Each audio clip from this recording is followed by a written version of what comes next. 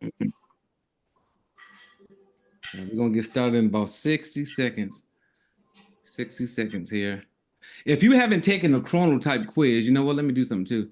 I know some of you guys still have never taken the Chronotype quiz. I sent something out with the information in there. But if for some reason you didn't see it, you didn't get a chance to take it, I am going to throw it in the chat right quick so that you can at least work on that while we talking, so you'll know what your animal is. I would suggest you take it twice because most people are hybrids. So it's good to take it 2 times to know whether you are 2 different animals or whether you show up the same animal twice. That's always good. I am a mix between a bear and a wolf. 50% of us are bears. So that's pretty much where that's at.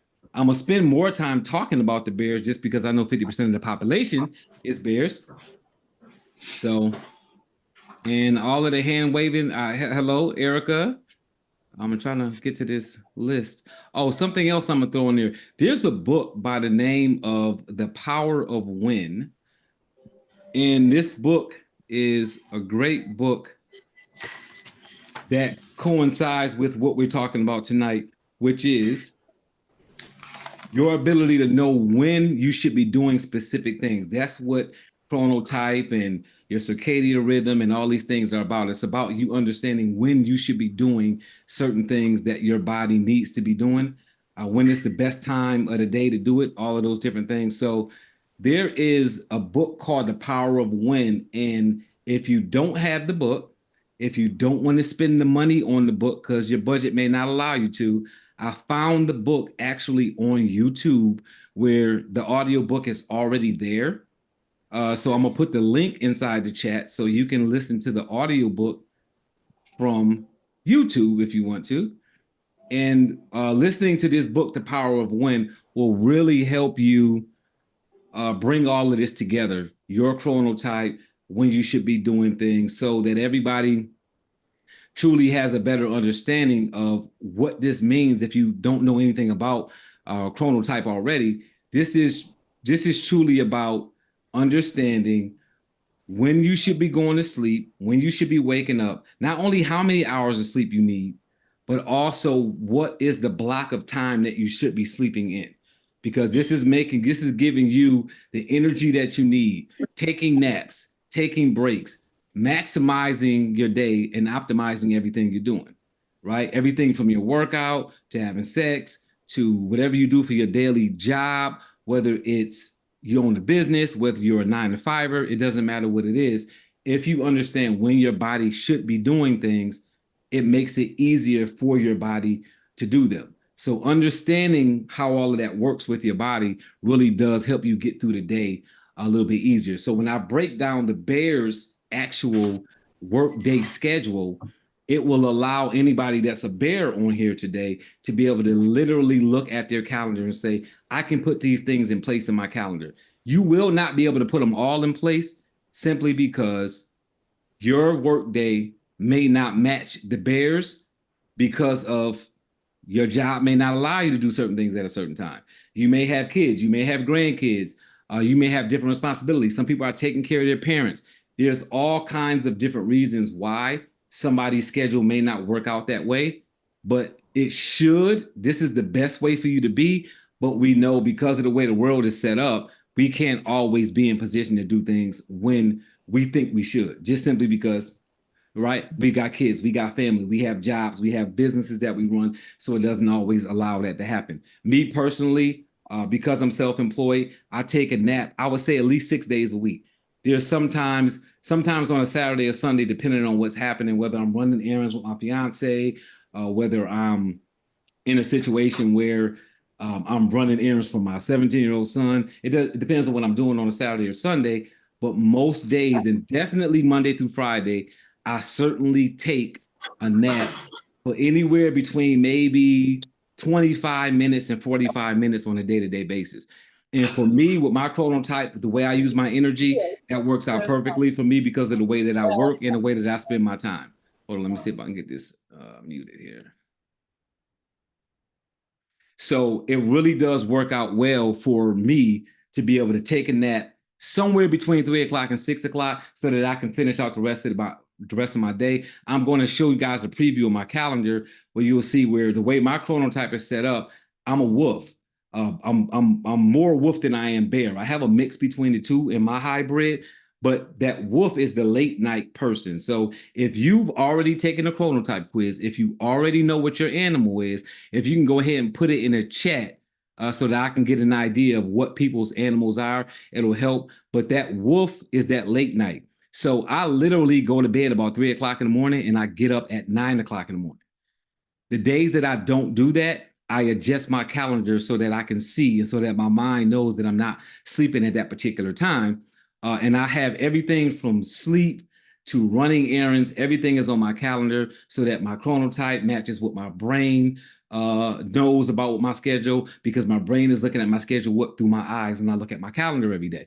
So it really does help me on a day-to-day, and it helps you understand the people you're around. So if you're living with your significant other, you're married, or you may have a parent living in the house with you, or you may have a roommate. You may be in any situation. If you have somebody living in the household with you, knowing their chronotype and them knowing your chronotype really will help y'all vibe together. Any married couples, if one of you guys is a lion and the other person is a bear, you may have two different sex drives at different times of the day based on that.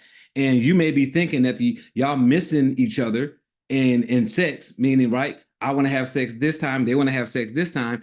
And you're thinking that, hey, what's the problem here? Well, the problem here, y'all's chronotype says your sex drive is at this time, the other person's sex drive is at this time. So you want to make sure that you can now say, okay, let's work together on this, right? Because I know you want to have sex in the morning and I want to have sex in the evening, because it depends on what your chronotype is. If you're a lion, the chronotype, somebody asked about the chronotype. The chronotype quiz is in the chat. So if you go to the top of the chat, it should be in there. If you don't see it anymore, let me grab it again real quick and just paste it. Because I know if you come in after I drop it there, then you won't be able to see it. So let me pull it up again, put it in here again real quick. I'm gonna drop it in here again for everybody. So a lion who is a really early morning type, the lion is the person that gets up before it's daylight, right? So if you're that person, right, just put a 1 in the chat if you're the person that you wake up and it's still dark outside. The lion, typically, the joke about the lion is if you take a lion to dinner or movies, they'll miss the movie every time, right? Because after they eat dinner at 6 or 7 o'clock at night, they're so out of it, they're probably not going to want to watch a movie. So that lion is not going to have a sex drive at night. They're at 7 or 8 or 9 o'clock at night, they're done for the day. That person is up at 5 o'clock in the morning, they're ready to go. And that late night person, right, they're still up moving around because they're not going to bed to 12, 1, midnight, 1 o'clock in the morning, right? So that person has a different scenario going on. So that's why you're missing each other. So that's why this chronotype is so important. So this is really about managing your energy. That's what it's about. Managing your energy so that you get the most. Because how many of us have heard, put a 2 in the chat if you've heard somebody talk about managing time. I need to manage my time better, right? If you heard somebody say they need to manage their time, if you said that, I need to manage my time better, right? Put a 2 in the chat. The challenge with that is it's very difficult to manage time because it's only 24 hours in a day. We don't have control over time. The most important thing you can do is manage your energy. Because what that means is I can get more done in an hour if I manage my energy better. So the way that you manage time is by managing your energy. And how do you manage your energy? By making sure that you're in the optimal state as much as you possibly can, as much as your schedule will allow you to. So I'm going to go ahead and I'm going to start talking a little bit about the bear. And I'm going to show you guys a couple of things as well. I'm not going to keep sharing my screen, but I will share my screen to show you guys a quick idea, because I'm going to go a little bit deeper into the whole bear deal. So you guys will have a better idea. And I don't have time, obviously, to go through all 4 of this thoroughly. So I chose the bear simply because I know the bear is the chronotype that is over 50% of the population is a bear. And that is your normal, everyday working situation, right? That means that person, right? That person is, I get up in the morning, I go to my job, I come home, I take care of the house or the kids, or I run some errands while I have my hobbies that I do, whatever your situation is. I go to the gym, whatever your deal is, and then you pretty much go to bed. Because the 9 to 5, right, work situation is very common, that has created a lot of bears because our schedule has adapted to that 9 to 5 mentality, which is that bear setup. So that is exactly why that is that way. So when I show you the bear, you're going to understand why that is. And then now when we're looking at the dolphin and the wolf and the lion, you'll see there's some different things that can be changed in that scenario that may be helpful to you there. Sorry, guys, I got some people coming in. I'm trying to let these people in while I'm doing this. All right, so I'm going to go ahead and share my screen real quick. And we're going to look at a couple of pages of some information here. And then from there, and I'm also going to take a few questions too. If anybody has any questions about anything particular, know that if you're a dolphin, you're probably an insomniac. If you're a dolphin, know that if you're a wolf, you probably stay up 1-2 o'clock in the morning. Know that if you're a bear, you're probably the everyday work schedule type person. And know that if you're a wolf late night, bear regular schedule, dolphin insomniac, and lion, you're getting up first thing in the morning. That is that early bird person that's in the gym at 5 o'clock in the morning. Those are the typical things about those chronotypes that you'll see when you look at them as we flash them here up on the screen real quick.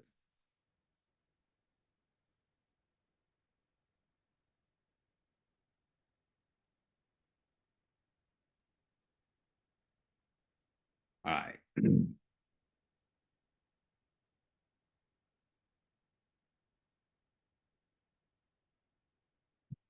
You guys should be seeing this. Let me know when you guys see this screen up here. Okay, I see it. Okay, I see it. All right. Large that.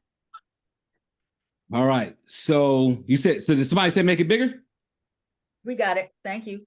Good. That's big enough. I can make it bigger if I need to. Y'all need me to make it bigger? Yeah. Look, I got my Hey, you don't have to, don't be ashamed. I'm going to see my eye doctor in a couple of days. Don't be ashamed if you can't see it.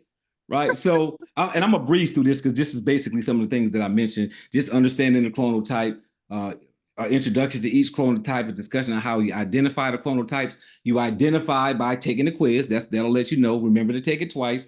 We're gonna just kind of unleashing the power of the chronotype, how to optimize your day, talking about your daily schedule, talking about morning rituals, breaks, naps, and wind down routines. Scheduling, right? Very important. You know, with me, everything leads to calendar and scheduling because that's what it all ends up being about at the end of the day.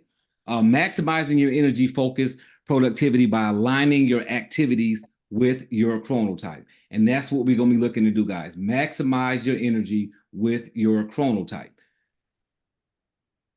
Your peaks, your dips, and we're going to talk a little bit about taking a proper break. So those that have been doing training with me before or that I may coach, y'all know that breaks to me aren't, you stop working for 30 minutes.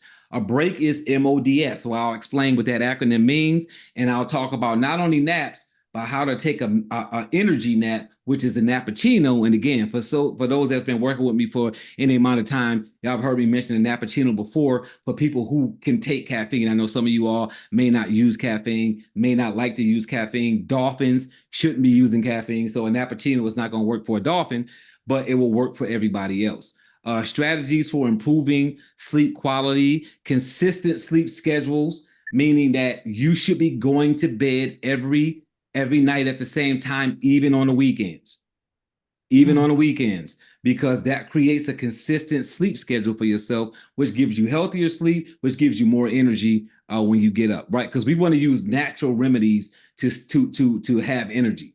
That's what we want to do, right? Limiting electronic devices before bed, which is part of winding down, and using mindful exercises like box breathing as a relaxing technique when it's time for you to lay down to get things off your mind, doing things like breathing in for 4 seconds, holding for 4 seconds, and releasing for 4 seconds. Another one of my really, really important ways to wind down at the end of the night is doing some journaling at the end of the night. Journaling your day. That's another way for you to wind down and get things off of your mind onto paper, right? Something else that's powerful for you to be able to do.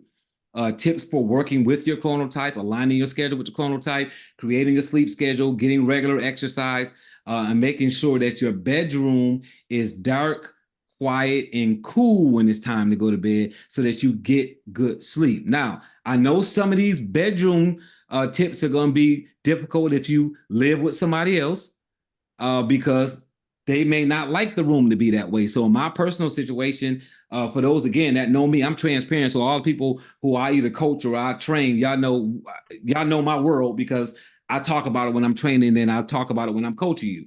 Before I was engaged and my fiance moved here from Virginia, I hadn't had a television in my house for 13 years because I don't watch television.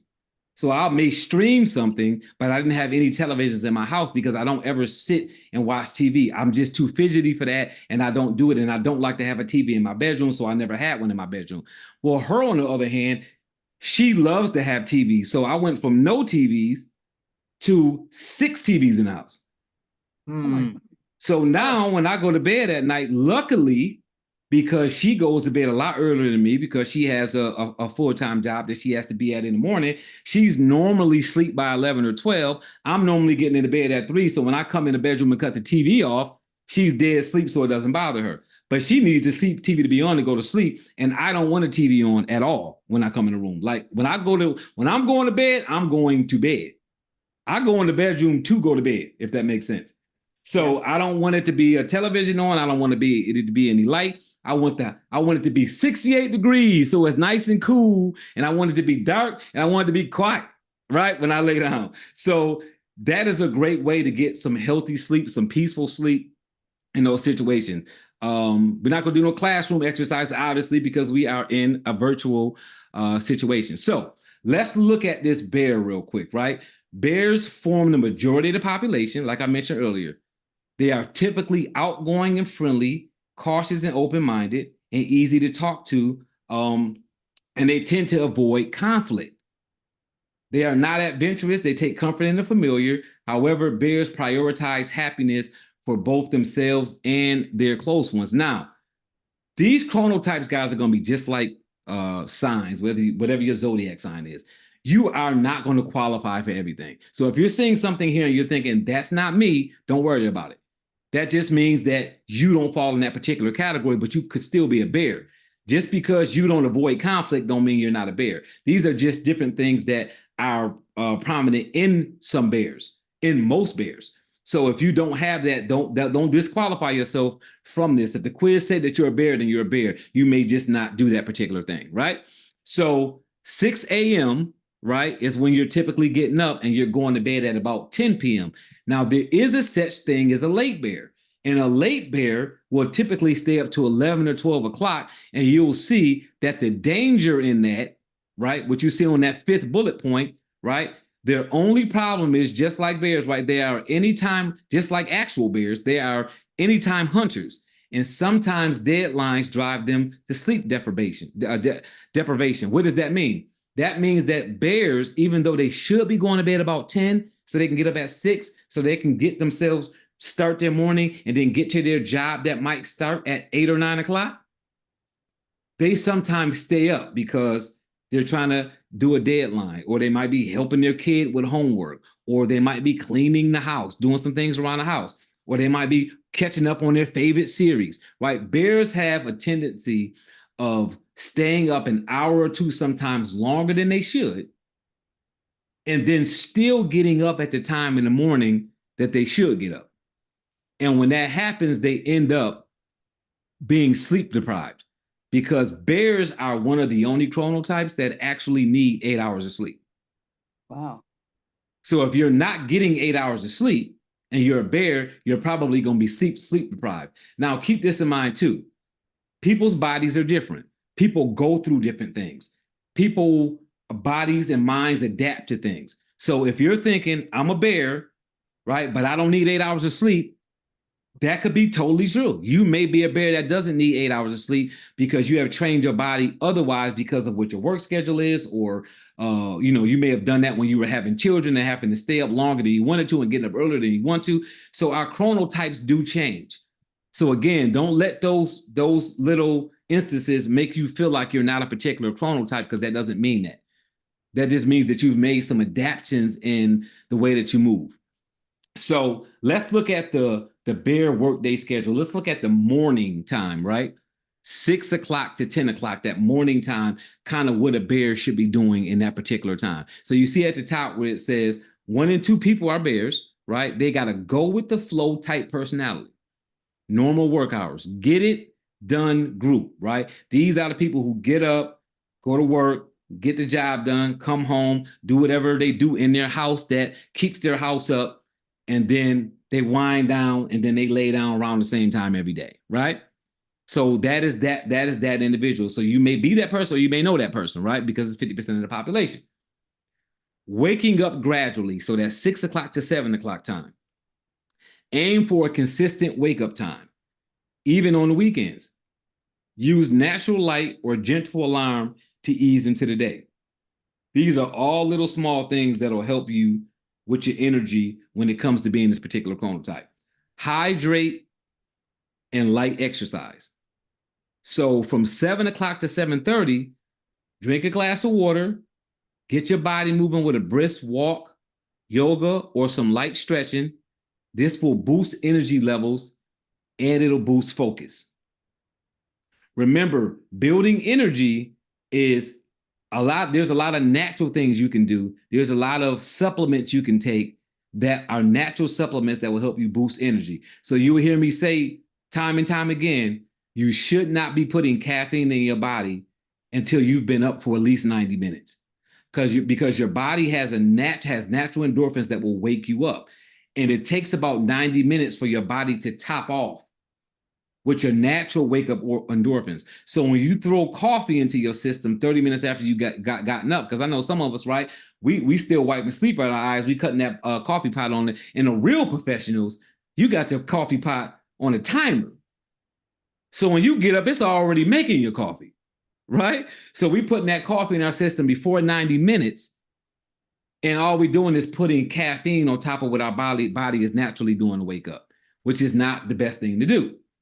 So you want to use natural things like sunlight. If you live in an area, like I live in Florida, so the weather is decent most of the year. It does get a little bit cold sometimes, but most of the year it's warm. But if you're in a cold place, if you're in somewhere up north, you're in Chicago, or I'm from Buffalo, New York, so I get it, right? Being in those cold areas where you're not going to necessarily go out for a walk at 7 o'clock in the morning when it's cold outside. If nothing else, open up the curtains, stand, worst case scenario, stand in the window of one of your houses and just get that sunlight. That's natural energy, right? This is not about working out. When it says light exercise, guys, this is not your routine for the day. This is not, right, I'm getting on my treadmill and I'm doing, now, this is going for a nice walk or doing some light stretching. So if your nice walk is, I'm going to get on the treadmill for 15 minutes, then that's your nice walk. But understand, this is not your exercise routine that you're talking about. This is just talking about waking you up naturally by getting your blood flowing, by doing some light exercise, some yoga, some stretching, some walking. That will get your blood flowing. That's some natural energy. Something that I do every morning is I have a beet powder by, I think the company is called Force Factor.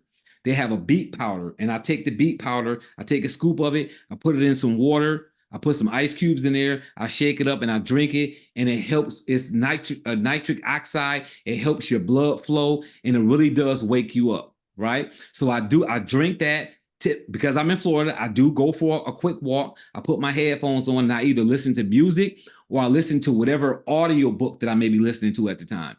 I put that on my ears. I walk for about 15 minutes. I put my Apple Watch on, and I literally only walk for 15 minutes because I'm not really exercising. I'm just getting my body moving in the right direction, right?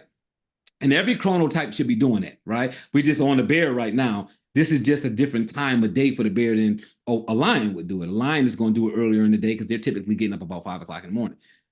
But for that bear, they're getting up at 6, And that bear is going to get these things done based on your chronotype. So remember, use natural energy. Don't put that caffeine into your system until about 90 minutes. And again, you'll see when we talk about some of the other chronotypes briefly, how it works with those particular chronotypes as well. So hydrate, light exercise, 7 to 7:30. Drink a glass of water. Pro tip: exercise before I spelled before wrong. Before eating your first meal of the day, if you are looking to burn some fat, always make sure you consult with your physician. Now, why am I saying that? Because some people are looking to burn fat.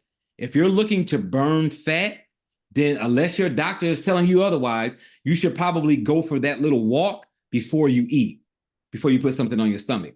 If you're in a condition where you don't want to be doing anything that's going to exert any energy before you eat because your doctor says you shouldn't do that, obviously, I'm not a doctor. I'm not in the medical field at all. I'm not trying to supersede any of that.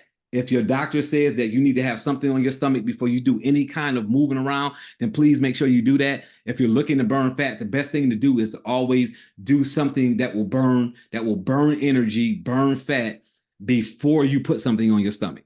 So that's why I have that there as a pro tip, right? Hydrate and nourish, 7:30 to 8:30. Drink another glass of water and enjoy a healthy breakfast that fuels your morning energy. Avoid sugary cereals and opt for protein and complex carbs for sustained energy, right? I have a sheet for complex carbs. So if anybody does not know what complex carbs is, I already have a printout of complex carbs. So if you would like that, just jump in the chat and tell me that you would like that. Or if you already know how to get in touch with me, either text me or emailing me, whatever way, it's fine. It's just a 2-page sheet that will show you what complex carbs are, and it will show you what they are versus regular carbs. Because complex carbs are important unless you're saying, hey, I'm on a no carb diet. If you're on a no carb diet, then obviously what I'm saying to you is null and void, right? But if you're okay with taking in carbs, it's important to take in complex carbs so that you can have energy in your system and sustain energy, especially if you're going to start your day at this point, right? Whether it's your own business or you work for somebody. Planning and organization, 8:30 to 9 o'clock. Get your day organized, plan your tasks, smaller tasks, review goals, and prioritize your workload, right? This is what you're doing from 8:30 to 9 o'clock, right? And if you are a bear and you know you're a bear, do me a favor and put in the chat whether this even makes sense for you. Because you, right at whatever age you are right now, you probably have tried different things before, and you may be thinking, you know what? Some of this does work for me because I've done it before. I do have better energy when I do these type of things. So if you know that it works for you, let me know. If you're a bear, you know that these make sense, right? 9 o'clock to 10 o'clock, eat that frog, right? What does that mean? That's the Brian Tracy book. That means you're prioritizing. So tackle your most important challenging tasks. This is your peak focus time. So this is important. This is what energy management, right, is about. This is telling you as a bear, I don't care whether you own a business or you work for somebody. Between 9 o'clock and 10 o'clock, that is when you should be tackling your most important tasks that you have to do. So if you have never tried that, try that to see if that's a better time of day for you to complete those tasks. Because it's saying that for the bear chronotype, that's your deep workspace where you should be doing that, right? So let's move on to mid-morning, 10 o'clock to 12 o'clock. So in the mid-morning section, 10 o'clock to 12 o'clock, you got peak productivity from 10 to 11 o'clock. Continue tackling challenging tasks and utilize your highest energy levels. This is a good time for presentations, negotiations, or complex projects. Projects that require sustained attention. If you have things that fall in that purview, you should be doing them at those times to make sure that you are doing them with the best energy you can possibly be doing it. Now it says from 11 o'clock to 11:30, time for a break, right? So the Pomodoro technique, right? Put a 3 in the chat if you know what the Pomodoro technique is. I know some of you do because I've taught some of y'all that before. And some of you guys might know because you may have learned it in college or just, being watching videos on TV, or maybe you just practice it in your world of, right, doing, being a busy person, right? A productive person. I shouldn't say busy, a productive person. So Pomodoro technique works several ways. I'm not going to go fully into it, but understand this. It's highlighted here because this sheet that you will have, when you click this, it will open up the Pomodoro technique.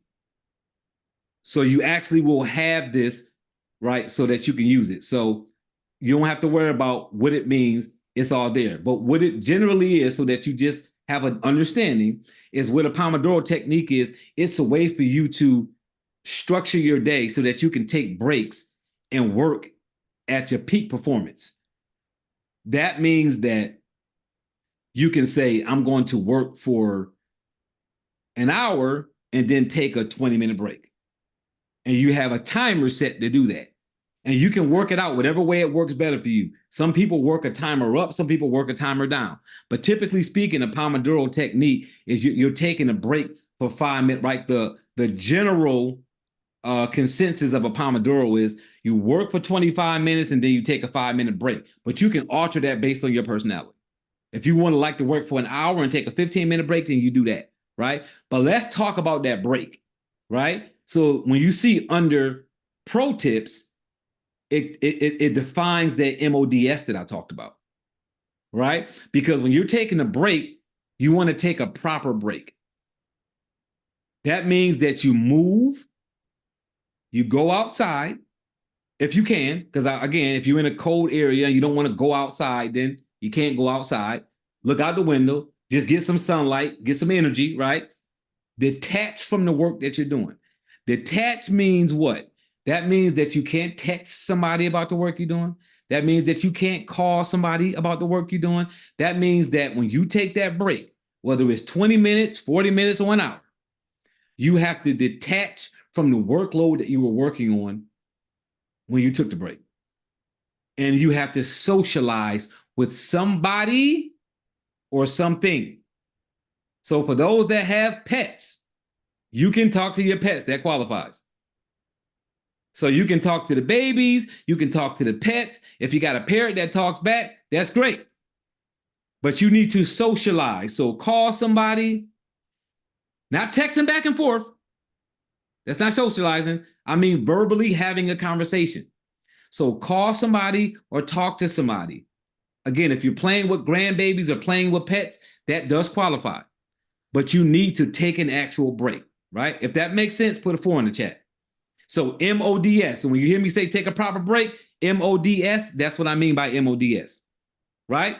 After that, you got your mid-morning snack, which is an energy booster. So if you guys can't tell by now, eating when it comes to chronotype is not about I'm eating what I like. It's about eating to put energy in your body. Does that make sense? Yes, So the yes. reason that you're eating is to put energy in yourself. You're trying to energize your body. You're not eating because I like pizza, right? So remember, this is about taking care of yourself. This is health. This is energy maximization. This is you getting the most out of your life. So while on your break, drink another glass of water and opt for a healthy snack, fruits, nuts, or yogurt. Maintain energy levels without crashing. Again, if you can't eat any of those things because your doctor says you can't, if you're allergic to nuts, then obviously don't eat nuts, right? But those are protein type snacks that will give you energy. Those are complex carbs that will give you energy. That's why they suggesting those things. So let's look at lighter tasks, 11:30 to 12 o'clock in the afternoon. Address emails by utilizing artificial intelligence, right? So I talked to a group earlier. In the group I spoke to earlier, we talked a little bit about using AI to help with doing, and I'm always going to introduce this because in this day and time, if you're not using AI by now, please get on top of it. Don't work yourself to death if you don't need. Preserve your energy and y'all know my phrase with AI. Let AI do the heavy lifting for you. So I know if my good friend Dr. A is on here, that is her line, right? Let AI do the heavy lifting for you. If AI is doing the heavy lifting for you, what does that mean? That you have preserved your energy. So address emails by using artificial intelligence to respond to emails so it doesn't take you so much energy. You don't have to think about what to say. You don't have to say, I need to be in a correct mood to respond to this. I don't know how to respond to this right now. Use AI to do it, right? You can do it with Google. That's another class. I'm teaching the AI class next month. So you guys are going to get an email. The same way I got an email from here. Whoever invited you here, if it wasn't me, they'll be able to invite you to next month. I'm going to be doing another training like this, but it's going to be on some basics of artificial intelligence. But you can use Google AI system to write an email, or you can simply just take that email that somebody wrote you and put it in ChatGPT or Google Bar and put it in there and say, can you please respond to this email professionally, or whatever manner they need to. It may not be a professional email, right? It may be something else. But whatever it is, have it respond to your emails for you so you don't have to use that energy, right? Then it's got make phone calls, spend time on lighter tasks that require less cognitive effort. Spend this time on administrative tasks that don't require a high level of focus. So it's telling you between 11:30 and noon, do lighter tasks. So if you're finding yourself drained at that time of day and you're saying, I can't think, I can't send these emails, guess what? That's because your chronotype has you in a position where you can't. So don't feel like you're lazy or you didn't get enough sleep last night. Now, you may have not gotten enough sleep last night. I don't know your situation, but understand that your chronotype will tell you you typically will be sleepy at this time. And just know as a general rule, whatever time you get up in the morning, about 6 to 8 hours after you have gotten up in the morning, you will typically, your energy starts to come down. So you will start to get a little groggy, and then you can be even groggier depending on what you ate. So remember, staying away from things like turkey. Turkey has a chemical in it that makes you sleepy. So if you didn't know that, pull it up, do your own research. Just pull it up, go to Google and say, why does turkey make me sleepy? And you will see the name of the ingredient that I do not know how to pronounce or spell that's in turkey that makes you sleepy. So it's a no-no to go to work with a turkey sandwich unless you want to fall asleep at work.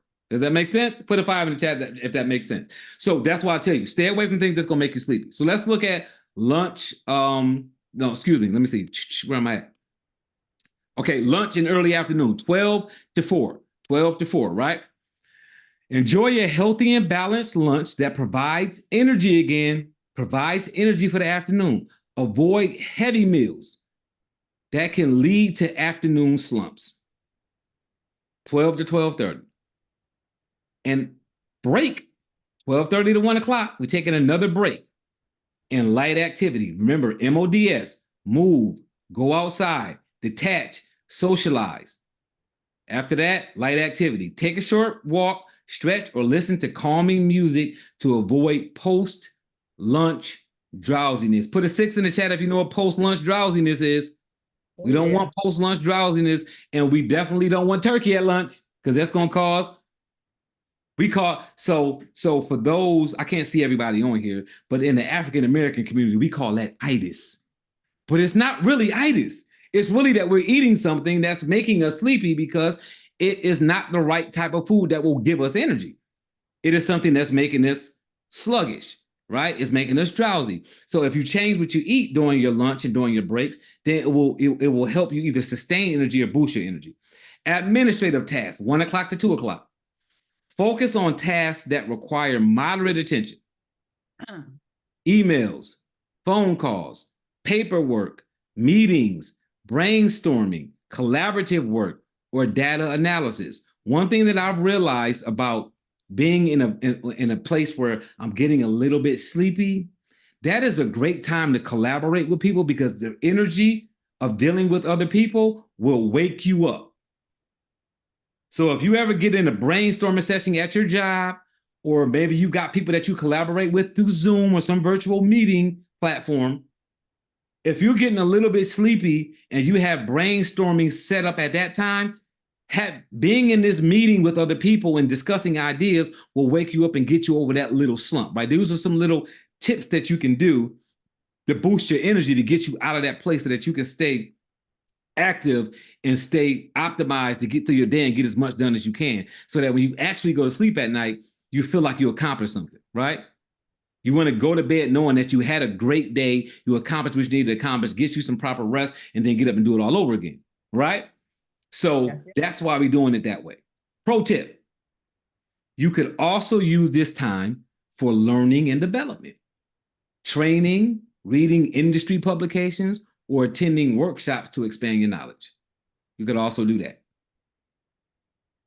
So from 2 to 2:30, short break, Nappuccino, MODS, Pomodoro.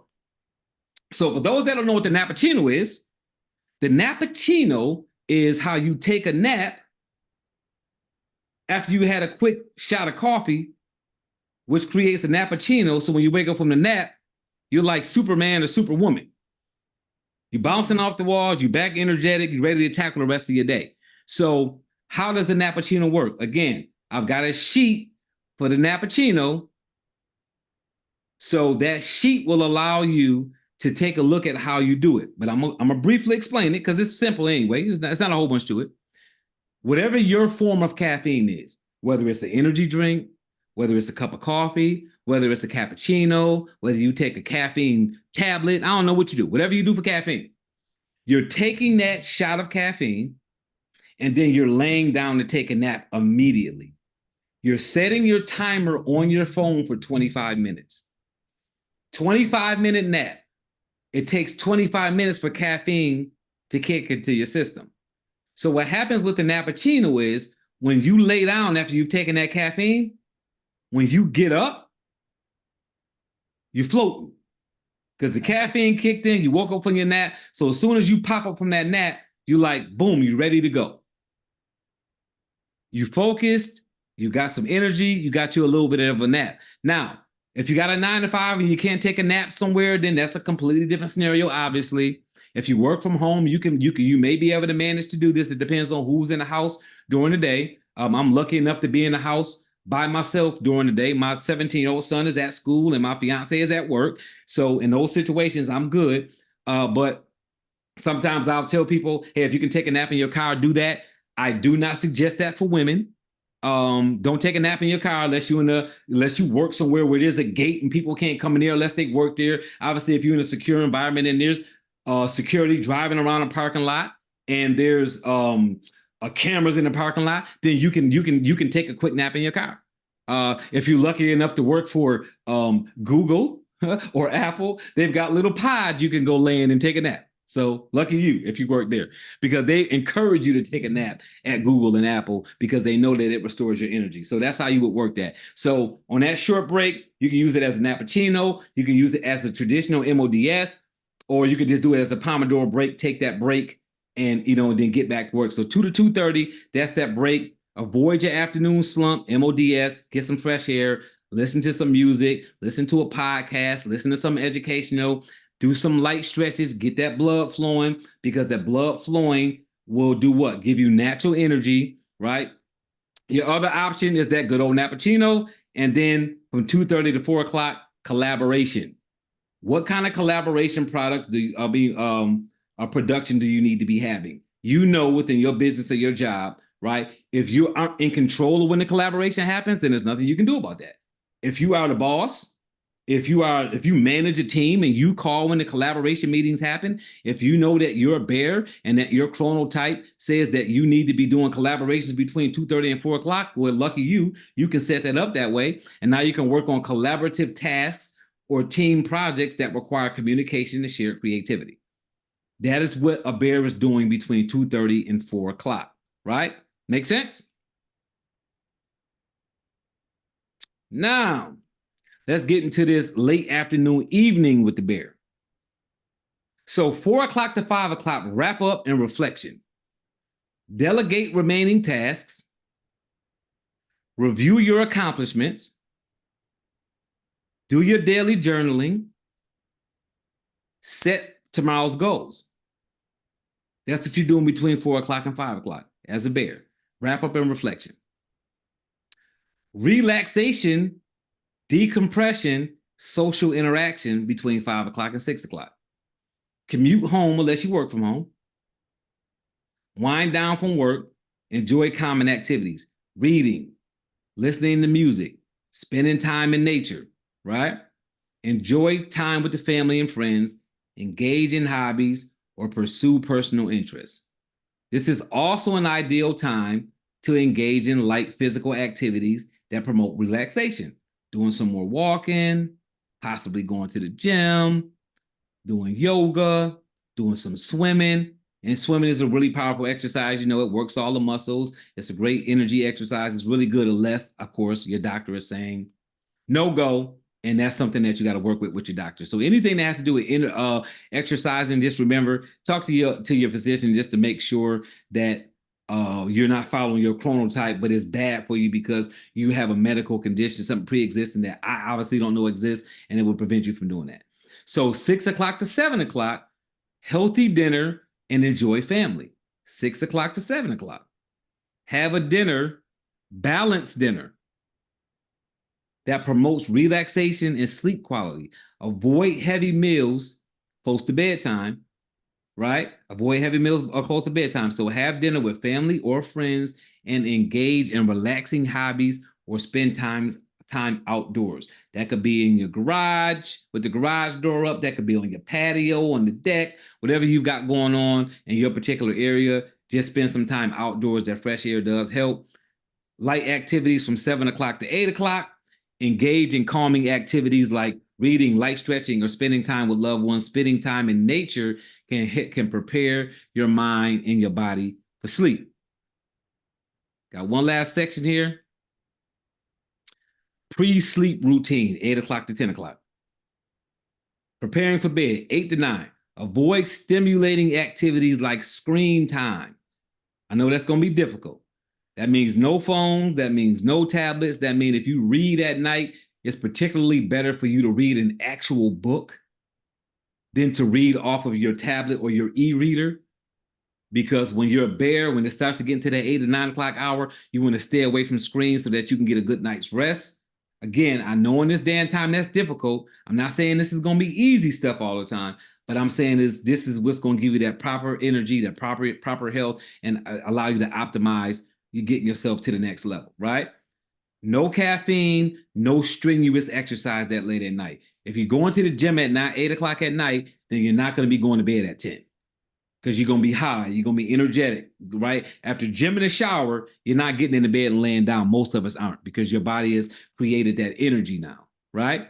So the caffeine, we know obviously no caffeine, right? If you're going to bed 6 to 8 hours before you lay down that night, you should not be taking in any caffeine. 6 to 8 hours. If you're a dolphins, gotta stay away from caffeine altogether. You're gonna be doing things like half calf, so you should be having 1 cup of coffee a day, even if that. I would suggest not having any coffee. But if you're gonna have any coffee, have a half calf, which means say it took 3 scoops of coffee to make your cup of coffee, whether you got a coffee maker, I don't know how you're making a coffee. You're gonna use a scoop and a half of caffeinated and a scoop and a half of decaffeinated. So it's a half calf, and you're not putting as much caffeine. I don't know how you're going to do that with something like a Keurig, but got to figure it out because it's in your best interest to have a half calf or no caffeine because typically dolphins are insomniacs. So we don't want to prevent your ability to get a good night's rest by having caffeine in your system, right? Also, alcohol. About 4 hours before you lay down, you shouldn't be having any alcohol in your system. Makes it hard for you to sleep. Not good on your stomach, not good on your brain, not good for sleep. So if you're a person that socially drinks, try to make sure you have that last drink 4 hours before you lay down. And also, if you're having more than 1 drink, make sure that you're having a full glass of water in between those drinks for anybody who drinks. Good. And then consistent bedtime, like I mentioned earlier, right? Oh, hold on. I'll skip one. Preparing for sleep, 9 to 10. Wind down by dimming the lights, avoiding screens, and establishing a relaxing bedtime routine. Aim for consistent sleep between 10 p.m. and 6 a.m. Between 10 p.m. and 6 a.m., we want to aim for consistent sleep. much as you can. I know that that's right. We're not be able to knock that out the park every time, but try to do it as much as you can. Try to be as consistent as you can. The closer you get to being consistent, the better sleep you're going to get, right? Consistent bedtime. Make sure that you're laying down and getting that 7 to 8 hours of sleep as a bear. So now what I'm going to do is I am going to shift here a little bit to calendar. And the reason why I'm pulling this calendar up is because what I want you guys to see is that those time slots that I just gave you, that is where you need to be. If you're a bear, because again, 50% of the people are bear, you should be able to take that sheet as a bear. And I've got a sheet like that for every chronotype, right? You should be able to take that sheet and you should be able to put those hours on your calendar wherever you can. If you can't do certain things, you can't do certain things. Like, that's totally fine. I get it. If your schedule don't allow you to do a certain thing because of the way your life is set up and you can't alter that, then you can't alter it. But just get as close as you can. So a lot of people are really surprised to see on my calendar that I literally have my sleep. And the reason why I do that is because your brain has to know everything that's in the plan. You're not doing anything without your brain in your head. If you don't believe me, try it. Take it out your head and see what happens. Have somebody take your brain out your head and see what happens after you do that. Your brain needs to be on point with whatever you're doing. And my brain sees things through my eyes. So if everything that I have to do is on my calendar, guess what my brain doesn't have to do? Think about it. Remind me. Use any energy. Do you all know? Put a 6 in the chat. Is it 6? Where am I? No, put a 7. Put a 7 in the chat if you understand that when your brain is doing things, it's draining your energy.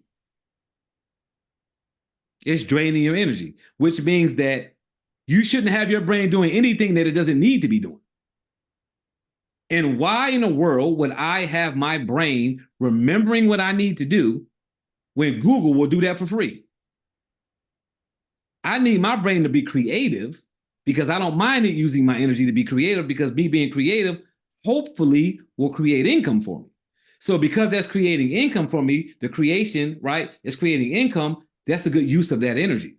But if I'm using that, my brain's energy, to remind me to do something, when Google has a setup that says you can put it all on your calendar and your brain says, okay, Nancy's got it. Okay, Erica's got it. Okay, Arancia's got it. Because you know that's what your brain says, right? Your brain says, oh, wait a minute. We're good here. I don't have to remind Arancia of bedtime. I don't have to remind Angelia that it's time for her to take a nap. I don't have to remind Aranda that it's time for an appointment, because she has a calendar that allows her to see it. And I want you to use an electronic calendar. So all the people who I work with, you already know, we're not having no conversations about no paper calendar, because you can't delegate tasks if you have a paper calendar. Because how do you delegate the tasks if you're over here and your calendar is in your bag or on your person or in your office? How does somebody else do things for you or your company if everything that needs to be done is on a sheet of paper, on a calendar that's paper that only you can get to? The hardest thing it is to do is to delegate tasks that are only in your head. It needs to be somewhere where you can share it. If it's here, you can share it. You can delegate it. My family knows what I'm doing all the time because they're on my calendar. So guess what they always know? They always know if they need to know anything particular, they can look at my calendar. If they want to know where I'm at, if my fiance wants to know where I'm at, guess all she has to do? Look at my calendar. She knows where I'm at, whether I'm at home working or whether I'm out working. I know where my son is at. My son knows where I'm at. You see these little boxes that say work that are empty like this? Guess what that is? That is my son on his calendar putting his work schedule, and it shows up on mine because I know that his rule is you get yourself to work or back, and I get you to work or back. So he funds one way, I fund the other way. So I know the time he has to work, so I know whether or not I'm picking him up or whether I'm sending an Uber to get him, because I know what time he has to work. So I have to make sure that I'm not in the meeting at the same time. Does that make sense? Every single thing needs to be on my calendar because that is me doing what? Preserving my energy. So the reason why I give you the workday schedule is for you to say, what can I fit on my schedule based on what I should be doing with my chronotype, and anything I can't fit on my schedule that particular way, then let me make sure that I can figure out a way to do it. But it gives you a little bit of a roadmap instead of saying, hey, I'm a bear, so what do I do next? Well, now we know what to do next, because you can throw these things on your calendar. And I color code because now I know what I have going on. Once you understand your colors, I have my calendar on week. If I put my calendar on month, well, now guess what? I can still see the colors. I know exactly what's going on. I know exactly what's going on. So the idea here is, again, preserving the energy, having your chronotype set up and operating your daily schedule on that particular thing, right? So I'm gonna stop sharing my screen. I got a couple of things I'm gonna read. I got some more stuff I'm gonna read off to you. I'm not finished, but I'm stopping my screen because I don't need to share my screen for this. And I also want to make sure that if anybody has any questions, if somebody got lost somewhere in this conversation and you have a question, if somebody's like, hey, I didn't understand something that you were talking about, go ahead and unmute yourself. If I hear a man and a woman talking at the same time, I'm gonna ask the lady to go first. But if you got any questions, unmute yourself. And you don't have to have any, right? You don't have to have any. If you guys are good, you're good. But if you have any questions, please go ahead and unmute yourself so I can get your questions answered. I have a question. Yes. So I'm a wolf. Every time I take the test, that's what it shows. But on Wednesdays, I have to be up at 5. That's just something that I have to do for a job that I picked up. So how does that work when the other days are one way and then every Wednesday it's one way? That's one of those things where you just have to do it that way. Okay. Where you literally you have to make that, and I do the same thing because you saw my schedule. I'm 3 to 9, right? Mm-hmm. 2 days a week, I have a 7:30 a.m. coaching client. Mm. And believe me when I tell you, me and morning don't get along at all. Like if I got a worse enemy, it's morning. I don't do morning at all, right? I don't do morning at all. I have to get up at between 6 and 6:30 in order for me to be prepared for that 7:30. So those 2 days a week, those are the toughest 2 days for that reason. What I would tell you though is you definitely need to go to sleep earlier. So the days that you have to wake up early, if you know that you need 7 hours of sleep or 6 hours of sleep, whatever you determine that you need, your chronotype determines that you need. You said you're a wolf, right? Yes. So typically speaking, I'm a wolf, so I can speak to this. You typically need about 6 hours sleep, 6-hour block of sleep, and then a 30 to 60-minute nap during the day. I feel that I need the nap on Wednesday. I can tell about like 3 to 4. I feel that low. But it's funny. So when I get up early that morning, I'm still groggy and literally my brain does not turn on until about 11 or 12 o'clock. You said your brain doesn't turn on until 11 or 12? Yep. Like I can't, I'm tired. I feel groggy even up until that. So maybe I'm not getting enough sleep the night before. You're a wolf. Yeah. That's about right. As a wolf, you don't even want to see a human until about 11:30. I'm telling you because I'm a wolf. As a wolf, when you're a wolf, you don't want to engage with people. Yeah. Wolves are loners. So we literally, to about noon, it's like, I really don't want to be bothered. Mm-hmm. I just want to be in my own headspace, preparing myself for whatever my day is. And then you turn on at that time and you can engage like a champ. Yeah. You'll have great conversations. You can brainstorm, you can collab, you can laugh, and you can create. But 9 o'clock in the morning, 10 o'clock in the morning, no, like I said, I'm blessed because my house is empty at that time. Yeah. I don't know how long a marriage would last for me if she was home at 9 o'clock in the morning. Because you don't want to be around me at 9 o'clock in the morning. So right.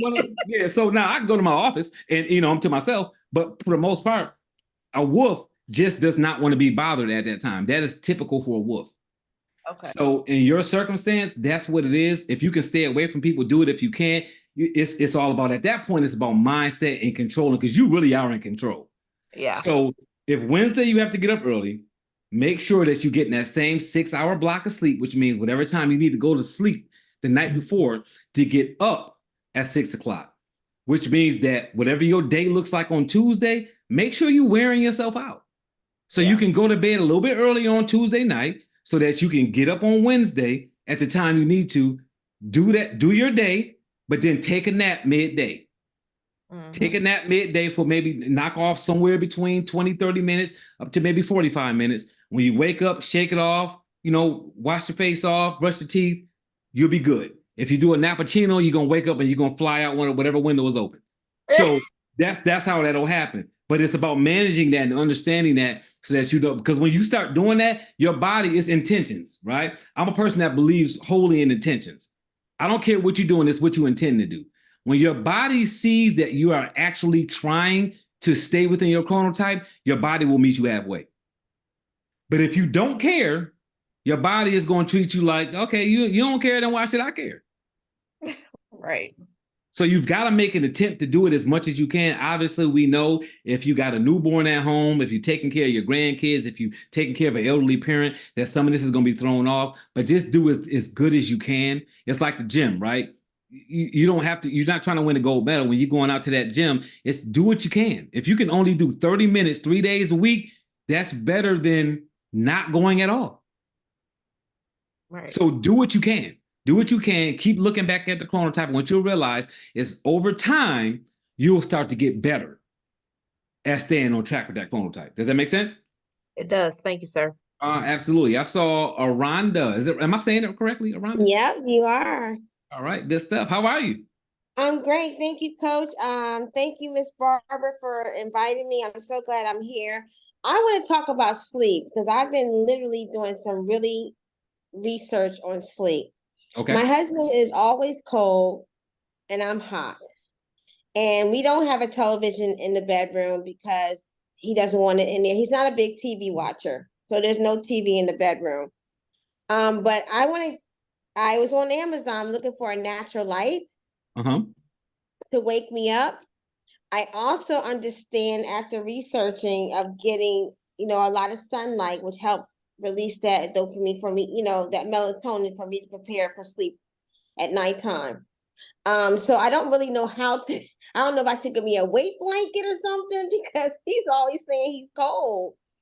So I understand the room should be exactly where you said it should be. It should be completely dark, right? So I may invest in one of those things that covers my eyes, maybe. And then also, Coach, I don't take naps. I mean, I'm one of those. I haven't taken the quiz yet, but I believe I know I'm going to take it after this call. But I wake up extremely hype, excited. I mean, I am on steroids. I am a morning person. No one in my house is like me. I am running through the house. Good morning. I'm like, yeah, I'm one of those people. So I guess more about the sleep. I do believe that I wind down about 10. I'm exhausted at that point. But I like a more cooler room. I'm trying to get my husband on board to understand that you'll sleep a lot better if it's cool as opposed to hot. So I probably have to get me a weight blanket, maybe. I don't know. Yeah, that can help. That can help. And what you said you haven't taken a chronotype quiz yet. Is that what I heard you say? No, I'm going to take that because I should have taken it before I got on the call, but I was on another Zoom before this, so I didn't have time to do it. And you said that you are typically what? You said you get up at what time? I'm up by 6. About 6 o'clock? Excited and energized. And you laying down at what time? Probably at 10, sometime 11. At 11, I'm really tired, but I like to be in the bed between 10 to 10:30. And did that bear that I just went over, did that sound? It did. Okay. I would say, without having any more information, obviously, that you are probably a bear. You're probably you're probably a bear. Now, you still want to take the quiz because you could be a hybrid, and you could also be a late bear. I wouldn't think you were a late bear because you're going to bed at 10:30. A late bear normally stays up to about midnight. So you're going to be a bear. If your husband is typically cold, so what are y'all when you go to bed? What is the temperature? 70. 70. So And he's cold at 70. He's complaining at with 70. Is like when y'all going to bed and it's at 70, is he saying he's too cold? He wants it to go up? Is that what he's saying? Yeah, he's like, Ronnie, you're freezing me. So I usually put the ceiling fan on because he's a night owl. He's up late. Gotcha. You know, I'm already in bed, but he'll be up doing work. I mean, that's the time that he really gets into himself and gets work done. So he'll be Gotcha. up to like 1, 2, sometimes 3 o'clock in the morning. Okay, and he's not working in the room though, right? No. And is there 2 different ACs in the house that y'all can control, or is it just one? It's just one. Okay, so either he's going to have to put a heater in the room that he's working in, like a heater by his feet on the floor, the same way you would at your job, right? Put a heater on the floor by your feet, something like that. Because if the house is cool, right, or you're going to have the house warmer, and you're going to have to put the ceiling fan on over you because you're in the bed in the room and he's not in there yet, so that's not affecting him, right? The ceiling fan is not affecting him, so he's good. Now, when he comes into the room, if he needs to cut it off, you're probably dead asleep at that time, and you probably won't even notice that he cut it off because you're already asleep. He rolls with me, Coach. If I want the ceiling fan on, he'll just bundle up in the covers. I can't sleep in the heat. I'm tossing and turning. I'm not getting no rest, I should say. Right. Yeah, so that's how y'all gonna have to, like, for me, like in my situation, it's a little bit different because I have an upstairs and a downstairs, and my office is upstairs. So I like it cold. She doesn't like it as cold as I do, but I'm upstairs, I'm cold. I got the AC on upstairs. It's not affecting where she's at downstairs in the bed. So it's not, you know what I mean? So I don't have to deal with that. When I go to get in the bed, I kind of move with her. Whatever is at down there where she's comfortable, I can live with that. You know what I mean? It's not, it's not that bad. It's fine. And it's definitely better than sleeping on the couch. So that's not a negotiation. So that's not gonna be the scenario. So that's where I'm at with that. So I would say definitely take the chronotype, find out what you are, have him take it and find out what he is. Because something else that helps is when y'all both know y'all chronotype, it really does help understand some of the conflict that can happen doesn't happen because now you realize that there's a natural situation, not one person being funny with the other. You wouldn't believe how many married couples have an issue with sex because of their different chronotypes. And when they realize that it's chronotype, it's not an issue anymore because before that, they thought it was the other person just being petty, right? And when they realize that, oh, this person really doesn't have a sex drive at this time because I'm looking at something that says that, now it's like, okay, now they kind of want to work with each other. Let me help you because I realize now that you weren't being funny with me. This is what the situation was. So it really does help when you get the chronotype done and understand that. So I would definitely say you and your husband both need to do that. And then from there, try to figure some things out. Does that make sense? Absolutely. Thank you. Yep, absolutely. Anybody else have any questions? You guys good? Going once, going twice. Mr. Dunbar. Hey, is that Stephanie Bob? Yes, how you doing? I'm good. I was just looking at my email and it was saying, I can help you write. So I just put something in a box and it started to write everything for me. And I was like, oh. Are you in Google? Yeah. Okay. So Google has something called Magic Write, which is AI. And you can go to reply to an email, go to write an email, and then you can click the Magic Write button and it'll ask you, what are you writing about? And you can say it and then it'll write the email. Or if you're replying, you can say reply to this email with a professional tone, or apologize for this, or thank a person for that, or tell a person that I'm going to be out of town for 2 weeks, and when I get back, I'm going to have a meeting with them. And it will write that verbiage out. So that what you're bringing up right now, and for those that's thinking, why are we talking about AI? The reason why is because earlier I mentioned that have AI do the heavy lifting for you. If there's an area of time where you need to get emails done, and your chronotype says this is the time to do emails, or this is the time to do lighter tasks, do emails and have AI write the emails, because now you're not draining yourself. You're writing emails, but you're letting AI write the email for you. You get some things done you need to get done. You're not doing anything complex because AI is doing the work. So the heavy lifting is being done by AI. So you have to learn how to use these different tools, these automation tools, to help you do what your chronotype is asking. That's what's important. Having something like Google or Bard or ChatGPT write the emails for you. Now, the particular situation that Stephanie's talking about, she's not going somewhere and getting it written. She's doing it right in Google, and everybody on here can do that because it's free. Doesn't cost you anything. All you have to do is go down to the bottom of your email, and that's another class for another day. I can't show y'all that right now. Well, I can actually show it to y'all, but I can show you guys where it's at in a second. But you can do it right in your Google. So if you have a Gmail account, you can do it. If you have Outlook through Microsoft, you can do it there as well. They will write your emails for you with their, I don't know what they call it in Microsoft because I don't use Microsoft's, but in Google, they call it Magic Write. And it would allow you to reply to your emails using AI. And I'm telling you, it will take away the anxiety, it'll take away the stress, and it will allow you to have more energy throughout the day because you didn't use some of it figuring out what to say in the email. Does that help? Good stuff. All right. Another question. Go ahead. Before you go, I'm a morning person. I get up early in the morning. I will go to the gym, and I'm dressed by 8 o'clock, have breakfast, and I'm out.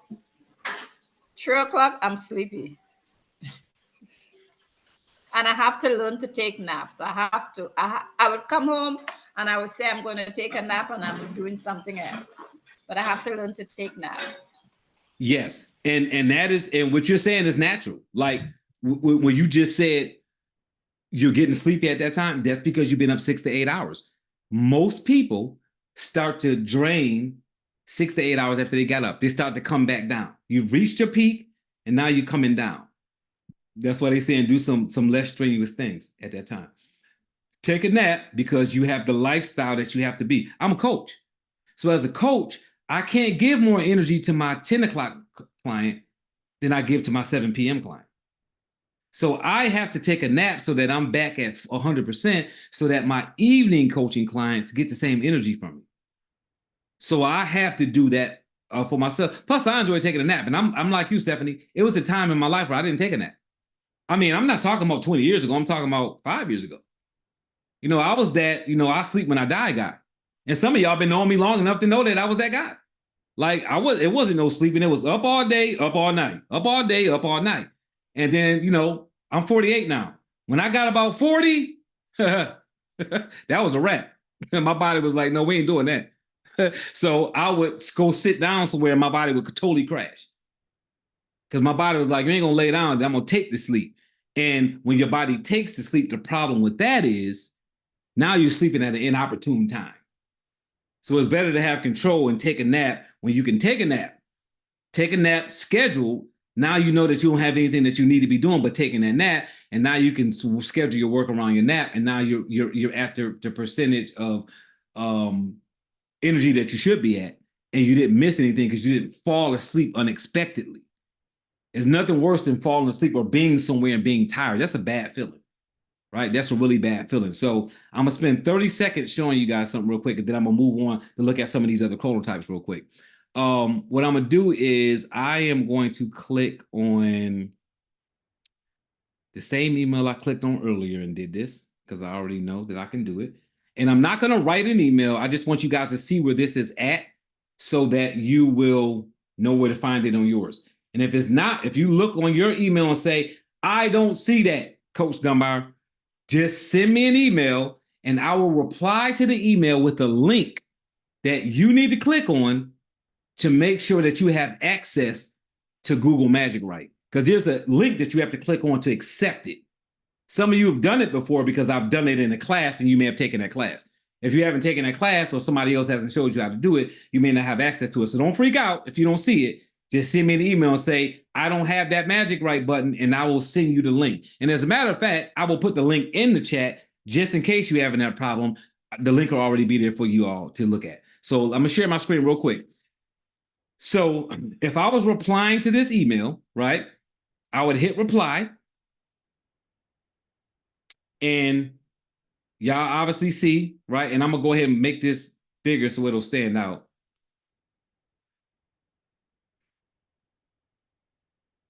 Be a little bit bigger. All right. So now, hopefully y'all can see that. So in this email,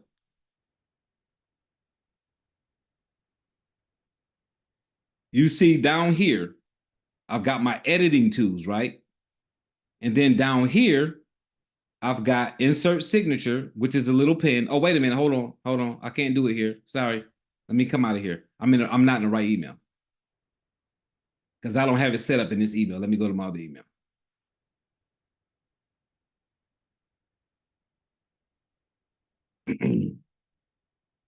And just so you know, you can only have it set up in your base accounts. Your base accounts. If you only have one account, that's your base account. Don't worry about it.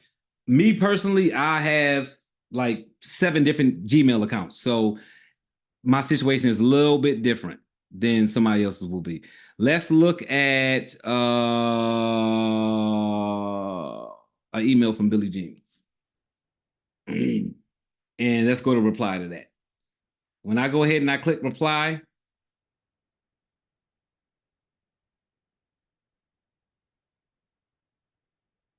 if my computer quit running slow, I'm gonna blow it up again so that it's a little bit bigger so you guys not kind of trying to see that on the bottom of the screen. Make it a little bit bigger for y'all. Looking fine. We can see it fine. Y'all can see it? All right. See where it says help me write down here? Y'all see that? If I click that, it'll open up this little blue box down here. And I can say reply to this email and let Billy know. Is that how you spell Billy? Yeah. Let Billy know that I'll catch his next seminar. Right? And then I can just hit create and it's going to go ahead and write that email for me. So this is me not spending energy writing the email, right? So that's what I would do. If you want that to be more elaborate, then I can go down here and I can say refine and I can elaborate. I can make it shorter. I can formalize the email if I want to, if it doesn't say enough. Obviously, all it said was, thanks for the invitation for the seminar. I'll definitely try to catch the next one because it's keeping it short and sweet because there's no reason to make that, to elaborate with an email like that. So that's why I did that. It's making the email short. And obviously, Google also knows that shorter emails get looked at and shorter emails have a less chance of going to spam. So it's also keeping all those things in mind as well. But you can write an email as elaborate if you wanted to. You just let it know how you want the email to be written, and it will do that for you. So you can do that in there. Then if I want it, I can just click insert, and they'll go ahead and drop the email in there, and then I can just send the email. That's how that will work.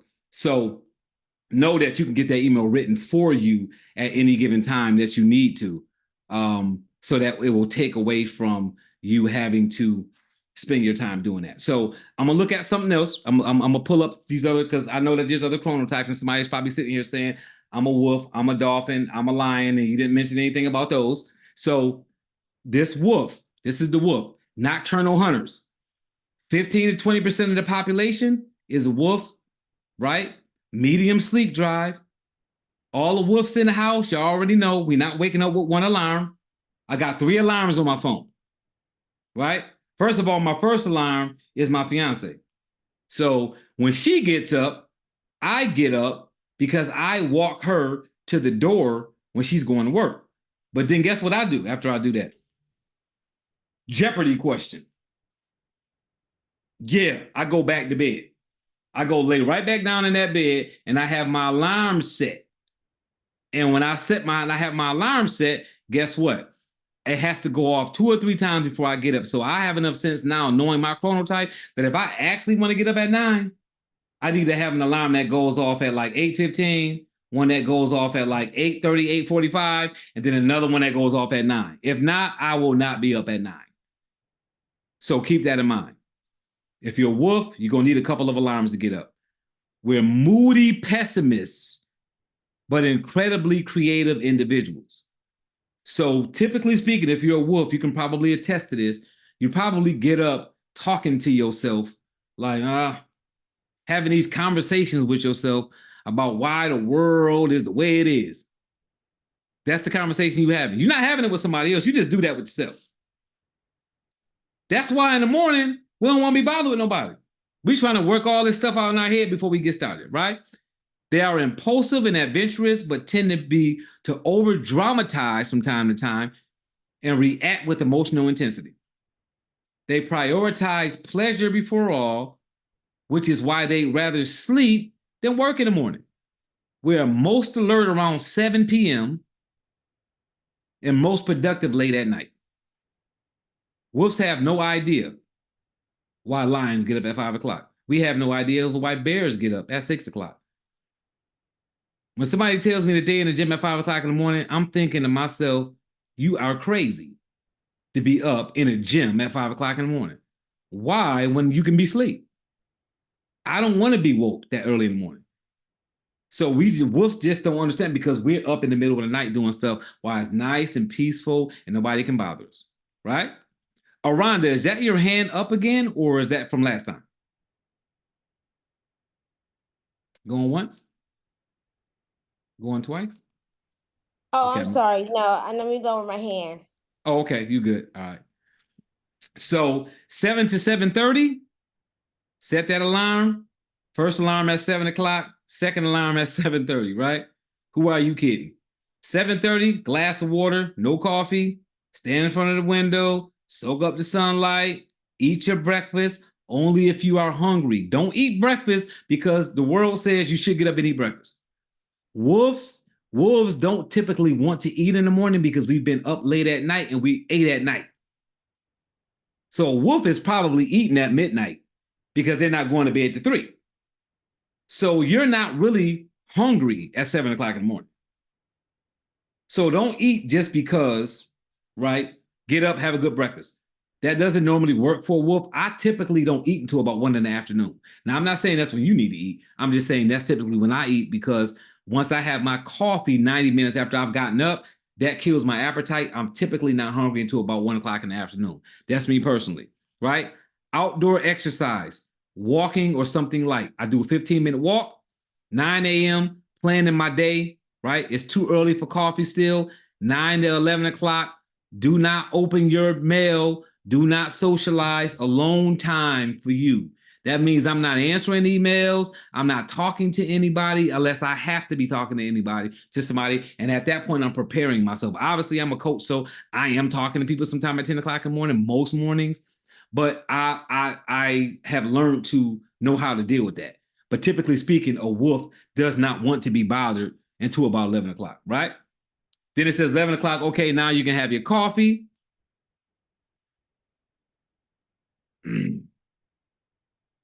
Sorry about that. I put some other stuff here. Hold on, let me go to something else.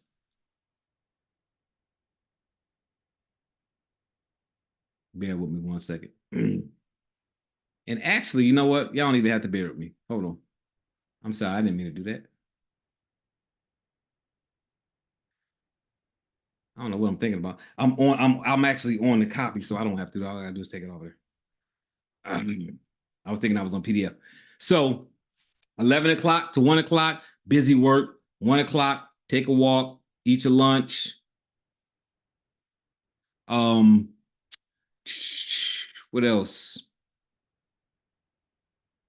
2 to 4 o'clock, right? You're feeling a bit like yourself. So now you're feeling like you can do some brainstorming, some group sessions. You can work with people. You can do a little bit of collaborating between 2 and 4 o'clock.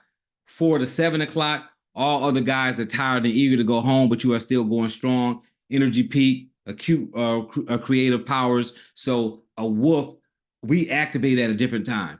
When a lion is ready to go to bed, we getting the most of our work done, right? Exercise and take a hot shower 7 o'clock to 8 o'clock as a wolf. Dinner time at 9 o'clock. I'm still not, I don't eat at 9 o'clock, and I'm not a dinner, lunch, breakfast kind of person. I'm kind of a snacker. I snack about 5 times a day because that keeps me from getting hungry. So that's typically what I do. I do light snacks. So this dinner thing doesn't work for me, but it may work for you, especially if you're a 9 to 5er. It might work better in your world. Power down your screens, meditate, practice your night ritual, 11 o'clock, 12 o'clock, go to sleep. Obviously, my schedule is not 12 o'clock, go to sleep. Mine is 3 o'clock in the morning to 9 o'clock.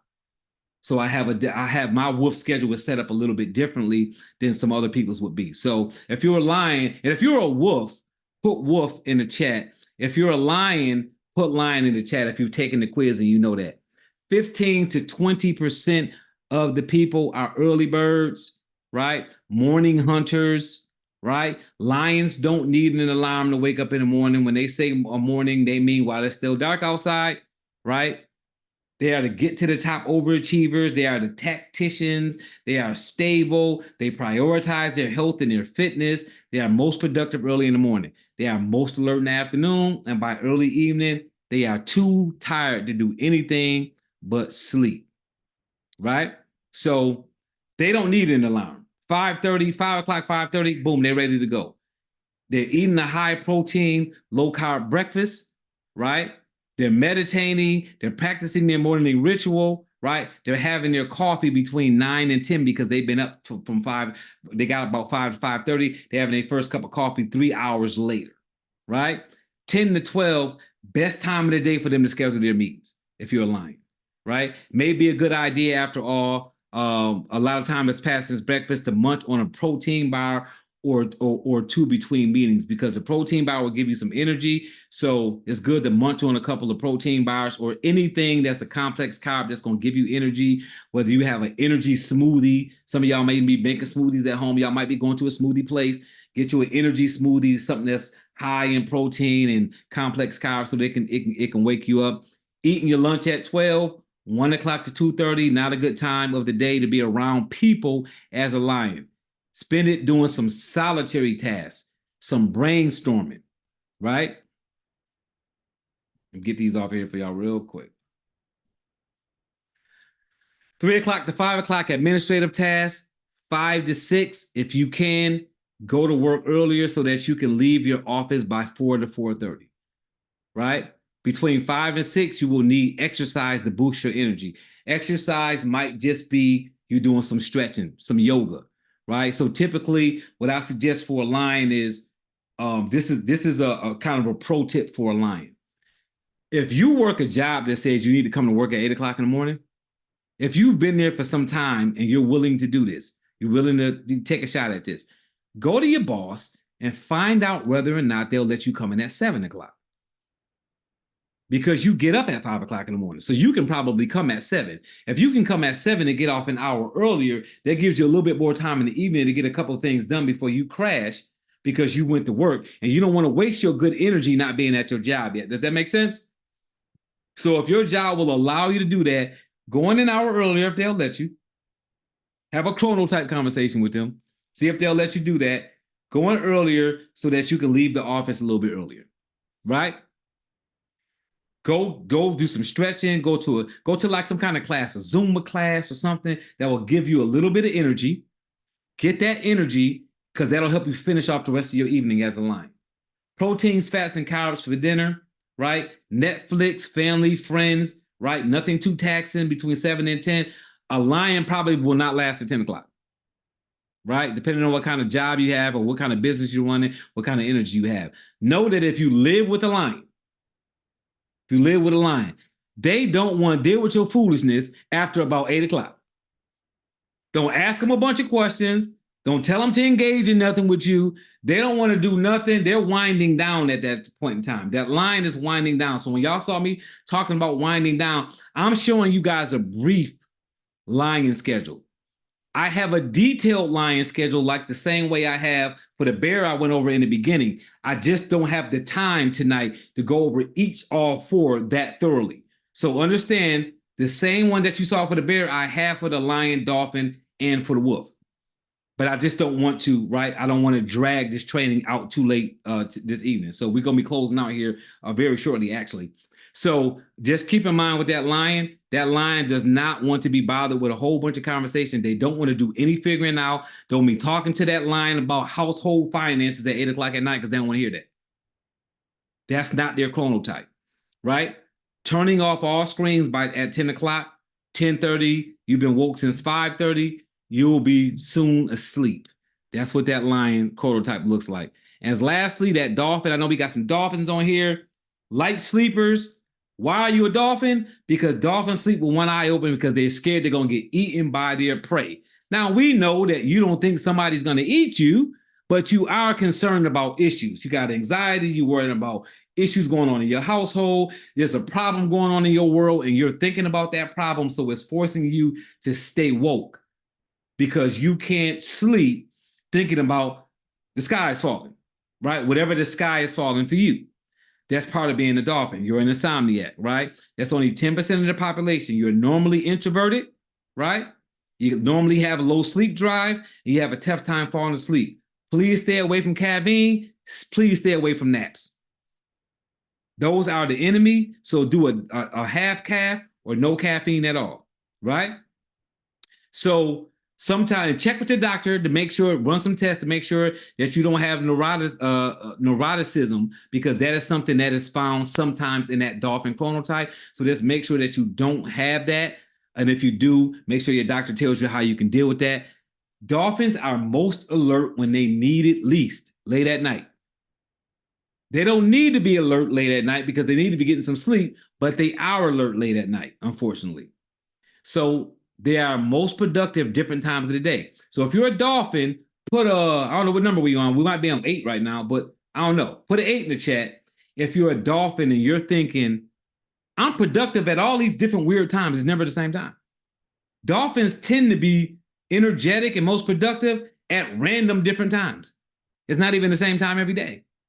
So if you're here and you're a dolphin and you're like, oh, that's me, know that that's part of your chronotype. It's not you being a weirdo. That's not you being inconsistent, or you don't have ADHD. It's not any of that. It is part of your chronotype, right? You're most productive at different times of the day in spurts. This is why it's difficult for them to keep a regular schedule, right? So 6:30 in the morning, wake up regularly at this time every day if you can. Start exercising or go out and get some sun. Exercising means walk on a treadmill, do some light stretching, do some yoga, something like that. That doesn't mean go out and do, we're not being Mr. or Mrs. Olympia, right? That's not what they mean by exercising. We're just trying to get our blood flowing at this time. This is always difficult for dolphins. You see 7:30 in the morning, take a cold shower. Take a cold shower so that you resist the temptation of going back to bed. If you are a dolphin that don't want to go back to bed at that time, then you don't need to take a cold shower. But if you're saying, I always want to get back into bed after I get up at 6:30, take a cold shower. If you don't want to take a cold shower and you need to ease into that, then do things like wash your face with cold water. That's a start. Being able to just wash your face with cold water as opposed to hot water. Time for breakfast, proteins and carbs, no coffee. 9:30, it's time for your coffee break. Half caff, I suggest no caffeine. Probably just stay away from caffeine. But if you have to take caffeine, do a half caff, right? A bit of socializing with your colleagues at 9:30. 10 to 12, creative projects and brainstorming sessions. 12 o'clock is lunchtime for that dolphin, right? Get these off here real quick for you. 1 o'clock, there's no way for you to get, there's no way that you won't get drowsy after lunch, but that's not a cue for another coffee. So don't energize yourself with coffee or caffeine. Get some fresh air and some direct sunlight. 4 to 6, you'll be at the peak of your alertness, right? This is the time for worrisome and intellectually demanding tasks as a dolphin. 6 p.m. is probably a good idea for you to sign up for yoga, Zumba, tap dance, jazzercise, something that's going to give you some energy, right? Head to that exercise class and it says a banana should give you some energy before you go to the class, right? A complex carb that'll give you some energy before you take that class, that'll give you some more energy without it being caffeine, because we don't want you to have coffee. We want you to have the natural banana kind of energy so that you will still be able to go to sleep at night. 7 to 9, after your exercise class, it's time for dinner. And Enjoy this part of the day, spend it with your family, discussing your day, do some journaling, things of that nature. 10 o'clock, start your bedtime ritual, a warm decaffeinated drink, meditation, a light read on paper, nothing electronic, no TV, right? Especially for dolphins, because they already have a hard time going to sleep. 11:30, you should fall asleep by midnight, right? And this is just talking about those proper breaks we talked about. Understanding a chronotype proper break, move outside, detach, and socialize. And this is the cappuccino sheet that you guys can have as well, which is just telling you how to do a cappuccino. I know I mentioned it to you during the training this evening, but if you want to know the steps, because I'm talking fast because I'm from up north, then you'll have some steps if you like to have bullet points so you can DIY stuff. Does that make sense? All right, so I'm going to stop sharing my screen again. It is 9:41. If anybody has any questions, anything they want to ask, this would be the time.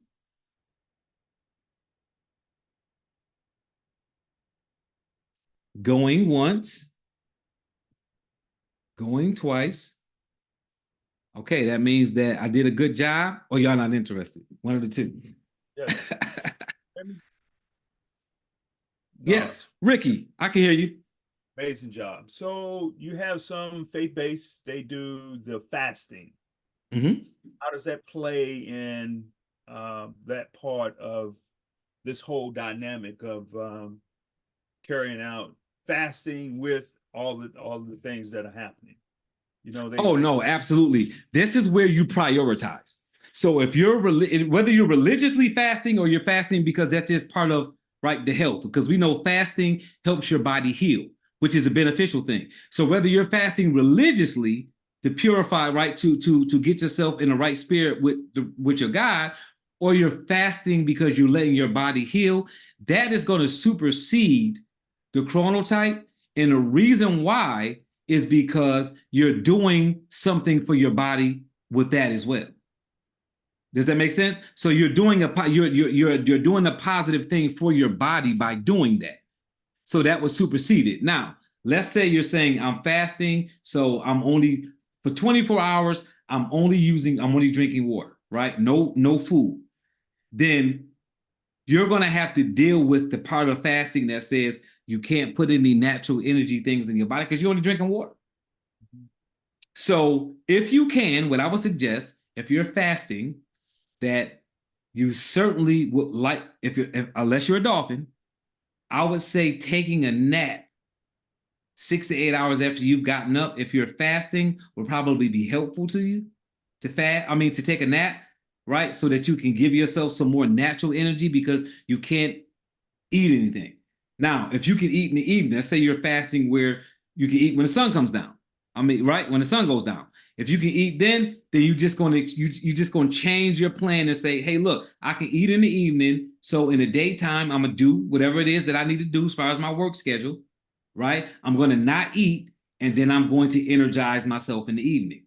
That's the only way you're gonna be able to do it. Because again, when you're talking about chronotype, the whole idea of following chronotype is to do the things that you need to be doing for your body in a health manner, right? You're optimizing your energy, and that's chronotype and circadian rhythm is about being healthy sleep habits, right? Healthy eating habits, getting the proper breaks and rest in between things that you're doing.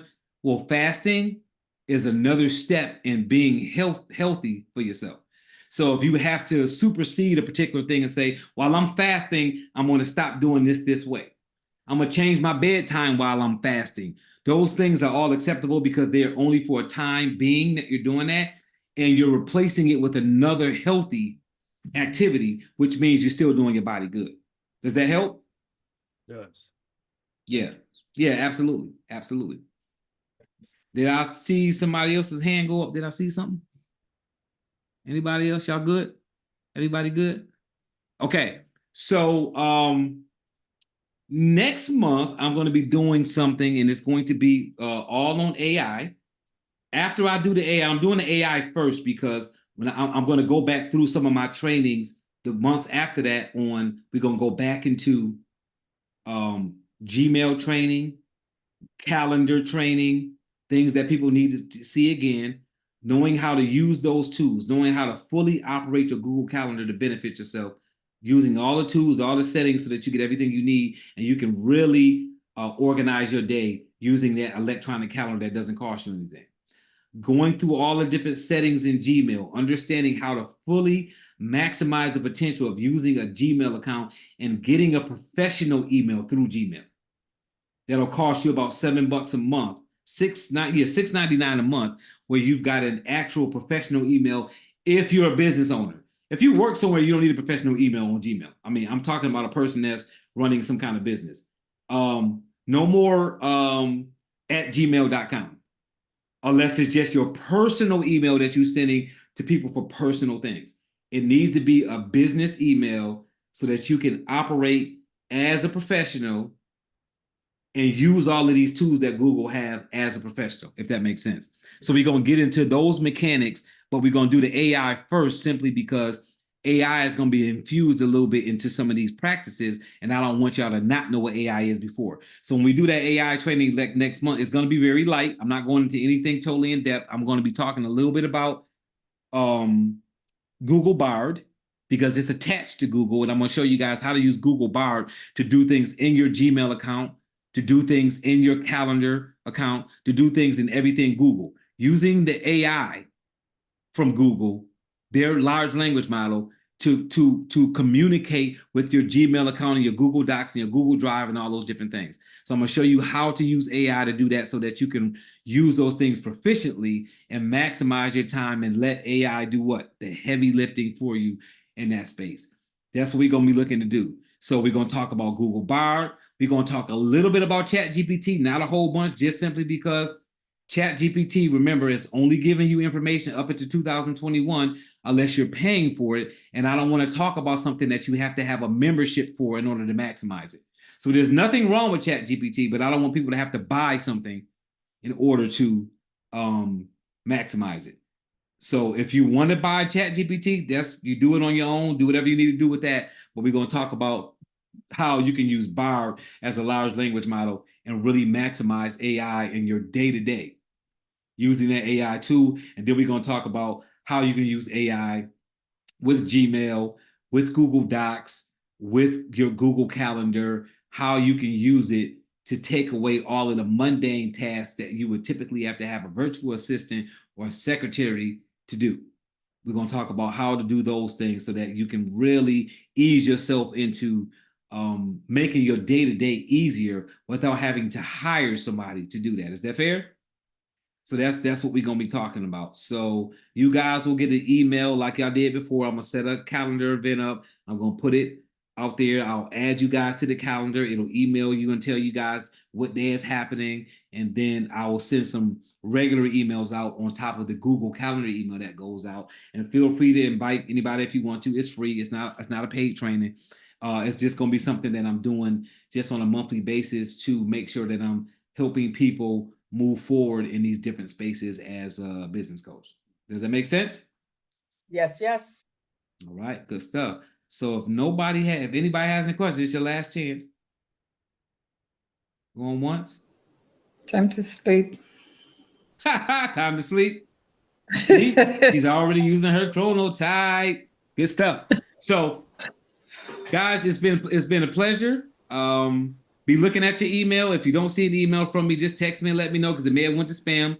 And when you go there and find it, you're probably gonna see 20 more emails from me in your spam.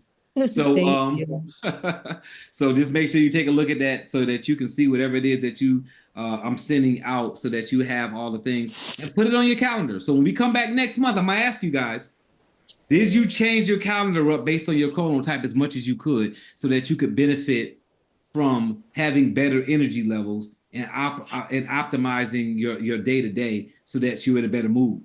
Because that's what this is all about. Cool? Good. Thank you. All right, good stuff. You guys have a fantastic rest of your evening. Okay. Thank you, Coach. Thanks you, for your Coach. time. Absolutely. You're welcome. You're welcome. Thank you, everybody. Have a good night.